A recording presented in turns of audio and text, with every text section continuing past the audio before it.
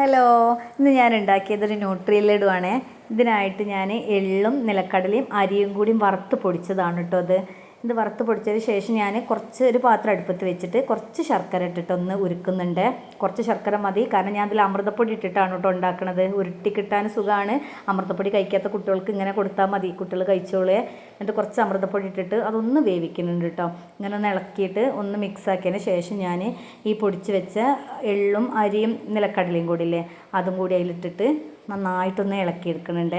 ഈ അമൃതപ്പൊടി ചേർത്തുകൊണ്ടാണ് ഇതൊക്കെ ഇങ്ങനെ ഉരുണ്ട് കിട്ടുന്നത് കേട്ടോ. അല്ലെങ്കിൽ നമുക്ക് ഉരുട്ടാൻ ഒരു പ്രയാസം ഉണ്ടാവുമല്ലോ, നല്ലോണം പൊടിച്ചിട്ടില്ലല്ലോ ഞാനത്.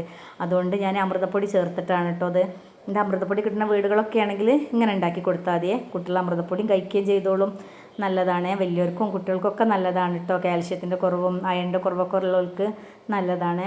ഇതിങ്ങനെ ഉരുണ്ട് കിട്ടുന്നത് ഈ അമൃതപ്പൊടി ചേർത്തുകൊണ്ടാണ് കേട്ടോ. ഇതിങ്ങനെ എടുത്തിട്ട് 2 വീതം കുട്ടികൾക്കൊന്ന് ചായേൻ്റെ കൂടെ കൊടുത്താൽ മതിയേ. ഇത് ഞാൻ കുറച്ച് ഉണ്ടാക്കലുള്ളൂ കേട്ടോ, ഒന്ന് കുറച്ച് അധികം ആക്കിയിട്ടുണ്ട്.